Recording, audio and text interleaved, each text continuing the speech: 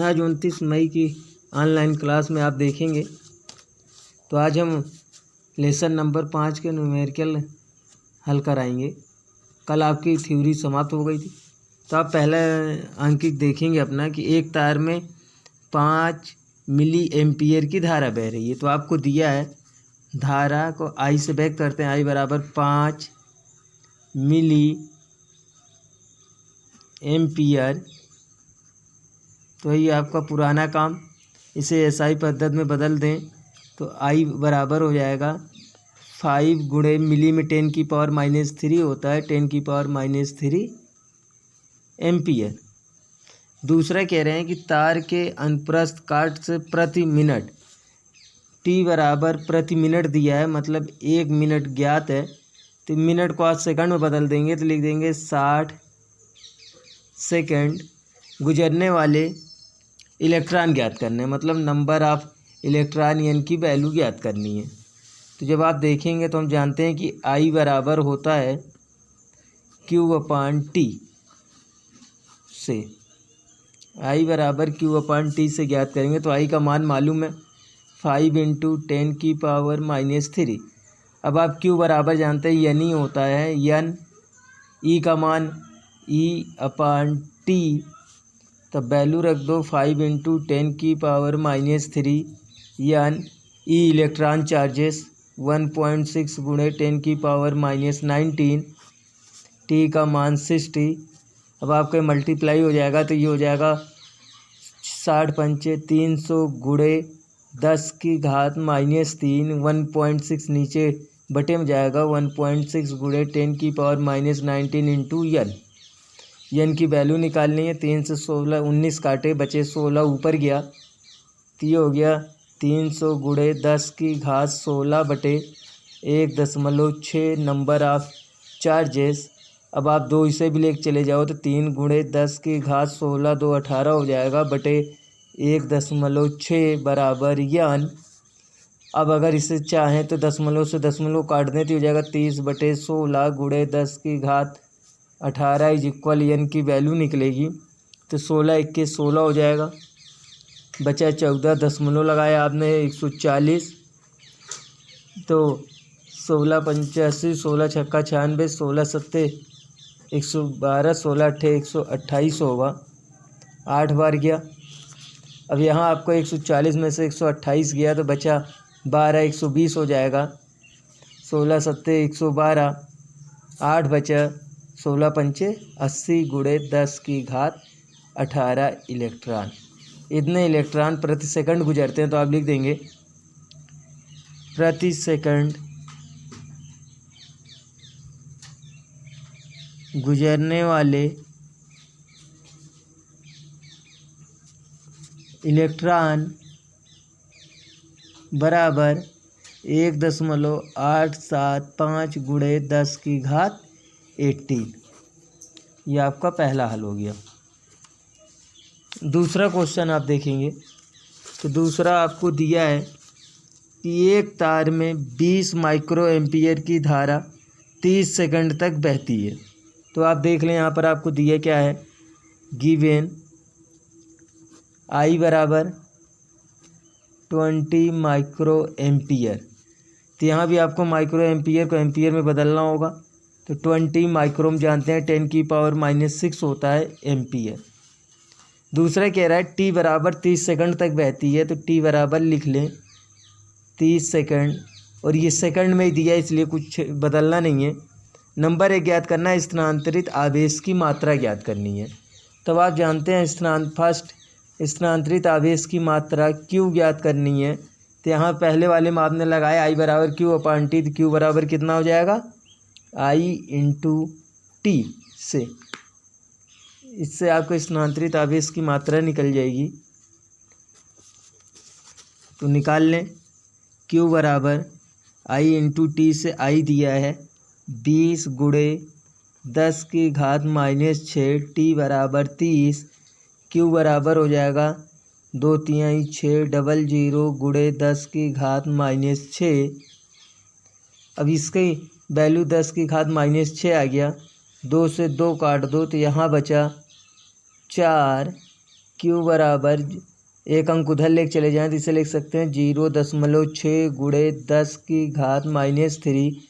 तो क्यू बराबर आपको मिल जाएगा 0.6 मिली 10 की घात -3 मिली में जाएगा मिली कूलाम। पहला आपको मिल गया। अब इसी में आपका दूसरा पार्ट क्या दिया है कि तार में स्थानांतरित इलेक्ट्रॉन। तो क्यू बराबर आपको मालूम है एन ही होता है। एन की वैल्यू निकालने थी, बन जाएगा Q/E। क्यू का मान आपने देखा कितना दिया 0.6 गुणे 10 की घात -3। ई का मान 1.6 गुणे 10 की घात -19। इससे ये कटा बचा 16। तो एन बराबर ऊपर गया तो ये हो जाएगा 0.6 गुणे 10 की घात 16 बटे 1.6। तो एन बराबर इसे लिख सकते हैं 6/16 गुणे 10 की घात 16। एक अंक और इधर लेके चले आए तो इसे लिख सकते हैं 60 गुणे 10 की घात 15/16। तो 16 त्रिक 48। एन बराबर 3। अब बचा 12। 16 सत्ते 112। 16 पंचे 80 गुणे 10 की घात 15। तो इससे स्थानांतरित इलेक्ट्रॉन होंगे 3.75 गुणे 10 की घात 15 इलेक्ट्रॉन गुजरेंगे। तीसरा भी आपका इसी तरह से दिया है, तो तीसरा आप खुद लगाएंगे। चौथा हम आपको बता दें। चौथे में क्या दिया कि एक हाइड्रोजन विसर्जन नलिका में अनुप्रस्थ काट से प्रति सेकंड इतने प्रोटॉन गुजरते हैं। तो दिया आपको दिया है प्रोटॉन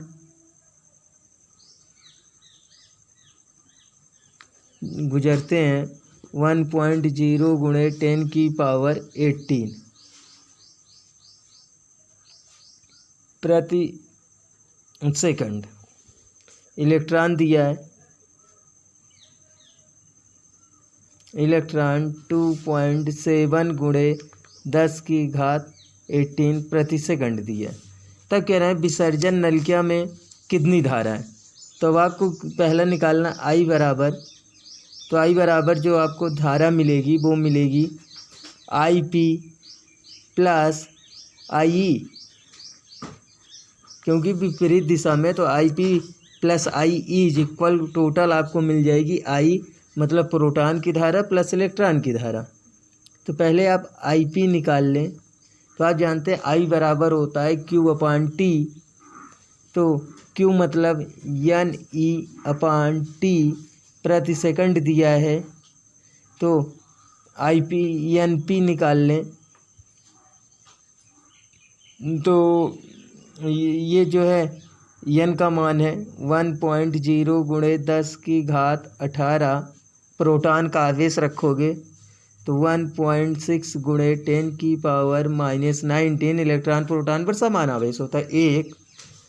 तो यहाँ पर ये जो इसकी वैल्यू आपको मिलेगी ये मिलेगी 1.6 10 की घात यहाँ 18 10 की घात 19 से कटेगा तो यहाँ बचेगा -1 अर्थात इसे लिख सकते हो 0.16 एम्पियर। तो जो आपकी प्रोटॉन में धारा है वो है 0.16 एम्पियर। इसी प्रकार IE इलेक्ट्रॉन में धारा निकाल लें तो NE/T हो जाएगा। यहाँ N इलेक्ट्रॉन की जो संख्या दी है वो दी है 2.7 गुणे 10 की पावर 18 और यहाँ जो E का मान होगा 1.6 गुणे 10 की घात -19/1 होगा। तो IE बराबर आपको मिल जाएगा 2.7 1.6 18 से 19 कटा तो गुणे 10 की घात -1। तो IE बराबर मिल जाएगा। अब आप इसका कैलकुलेशन कर लेंगे तो ये हो जाएगा 2.7 गुणे 0.16। दोनों का आप कैलकुलेशन कर लें तो यहाँ देख लें 0.16 7 छंग 42 की 2 6 दूनी 12 4 16 7 1 7 2 1 2 2 7 6 13 की 3 2 1 3 1 4 1 2 3 अंक बाद दशमलव, तो आई ई की वैल्यू आपको मिल गई 0.432 एम्पियर। तो कुल धारा आई बराबर आप दिखा चुके हो आई पी प्लस आई ई, तो जोड़ दो। आई पी का मान मिला है 0.16,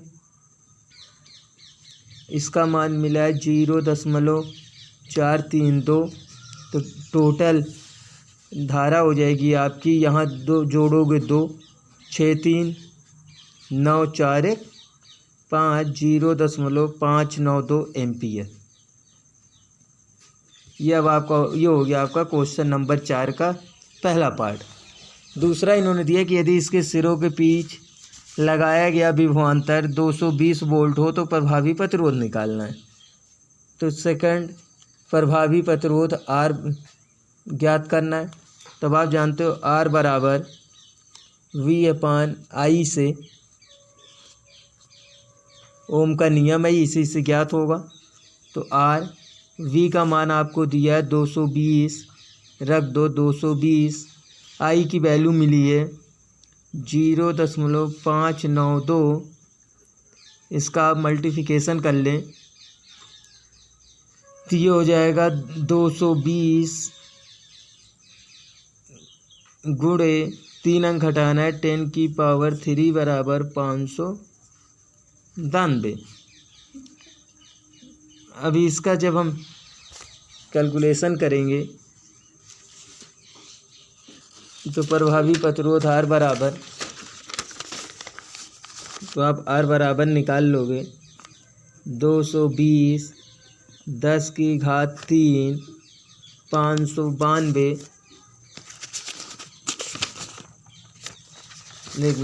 592। तब जब हम इसे हल करेंगे तो यहाँ देखेंगे 592 से 220 कम है, तो इसे लिख सकते हैं 220 एक जीरो कर दें 10⁻² बटे 592, तो 5 तिहाई 15, 3 बार जाएगा। इसके बाद आप इसका पूरा कैलकुलेशन कर लेंगे तो आपको वैल्यू मिलेगी 372 ओम। आपको कैलकुलेशन बता दे रहे हैं, तो 2200 592 3 बार ले गए, 2 तिहाई 6, 9 तिरिक 27 के साथ 5 तिहाई 15 2 17, 10 में से 6 गए 4, 9 में 7 गए 2, 11 में से 7 गए 4, ये ख़त्म। अब जब आप इसे करेंगे तो छोटा दशमलव लगाएंगे, तो ये लगभग 1 मिनट, यहाँ देखेंगे 10 में से 6 गए 4, 9 में से 7 गए 2, 11 में से 7 गए 4, ठीक। अब ये लगभग आपका जाएगा 7 × 5 = 35, 7 बार, 7 दूनी 14 की 4, 9 सते 63, 63 एक 64 की 4, हासिल 6, 7 तिरिक 21 6, वो सॉरी 7 दूनी 14 की 4, 9 सते 63 एक 64 की 4, और ये हो गया 7 × 5 = 35, 6 41, तो यहाँ बचेगा 6 9 1, ये लगभग गया 3 बार, तो ये अब आपको मिल गया 372 ओम। Question number 4। अब आप अगला देखेंगे 5 में आपको दिया है, 5वां क्वेश्चन देखेंगे आप, तो आपको 5वां क्वेश्चन दिया गया है कि बिंदु बी से ए की ओर, आप देख लें तो ये 5वां क्वेश्चन है कि बिंदु बी से ए की ओर 10⁻9 इलेक्ट्रॉन, तो मतलब ये दिया है n बराबर 10⁻9 इलेक्ट्रॉन बी से ए की ओर 10⁻³ सेकंड में प्रवाहित होते हैं। t बराबर 10⁻³ सेकंड तक प्रवाहित होते हैं। नंबर 1, वैद्युत धारा की गणना कीजिए। वैद्युत धारा मतलब I निकालना है आपको। दूसरी बात दिशा ज्ञात करनी है। सेकंड निकालना है दिशा। पहले आप धारा निकालेंगे तो हम जानते हैं I बराबर Q/T से धारा निकाल लेंगे तो I बराबर Q बराबर होता है यानी अपान हो जाएगा T, नंबर ऑफ इलेक्ट्रॉन दिया है 10⁻⁹, E का मान 1.6 गुणे 10⁻⁹, T का मान 10⁻³ तो 9 से ये कटा तो आपका बचा -10। तो I बराबर आपको मिल जाएगा 1.6 गुणे 10⁻⁻10 बटे 10⁻⁻3। अब इससे आपने इसे काट दिया तो बचा 7। I बराबर आपको मिलेगा 1.6 गुणे 10⁻⁻7 एम्पियर। इतनी धारा प्रवाहित हो रही है, एम्पियर। इसका सेकंड पार्ट आपको निकालना है दिशा। तो जिस तरफ इलेक्ट्रॉन प्रवाहित होंगे उसी तरफ दिशा होगी, तो दिशा हो जाएगी B से A की ओर। क्वेश्चन नंबर 6-7 इसी तरह आपके आप क्वेश्चन नंबर 6-7 स्वयं लगाएंगे। 8 देखें, क्वेश्चन नंबर 8। तो 8 आप देख लेंगे। तो क्वेश्चन नंबर 8 पहले आप क्वेश्चन देख लें क्या दिया है। 8 में 8 नंबर दिया है। क्वेश्चन आप देखें, कह रहे हैं तांबे की एक तार में जिसके परिच्छेद का क्षेत्रफल 1 मिमी स्क्वायर है, मतलब A बराबर 1 मिमी स्क्वायर। जब आप इसे मीटर में बदलेंगे तो ये अब आपको मिल जाएगा 10⁻⁻6 मीटर, क्योंकि मिमी में 10⁻³ होता है। मुक्त इलेक्ट्रॉनों की संख्या प्रति एकांक में मुक्त आयतन में मुक्त इलेक्ट्रॉनों की संख्या N बराबर दिया है 2.5 गुणे 10⁻24 है। इसमें 2 एम्पियर की धारा बह रही है, तो I बराबर आपको दिया है 2 एम्पियर। मुक्त इलेक्ट्रॉनों का अनुगमन वेग मतलब VD ज्ञात करना है। तब आपको संबंध याद होगा, I बराबर होता है NEAVD। तो VD बराबर हो जाएगा I/NEA। इससे अनुगमन वेग आपका निकल जाएगा। तो आप VD निकाल लो। I मालूम है 2, N का मान आपको मालूम है 2.5 गुणे 10⁻24, E का मान आप जानते हो 1.6 गुणे 10⁻⁻19 और A का मान मालूम है 10⁻⁻19। 6 25 से 24 काट दोगे आप, 10⁻⁻1 बचेगा। तो BD बराबर आपको मिल जाएगा 2 बटे 2.5 गुणे 1.6 गुणे 10⁻⁻1 ऊपर चला गया।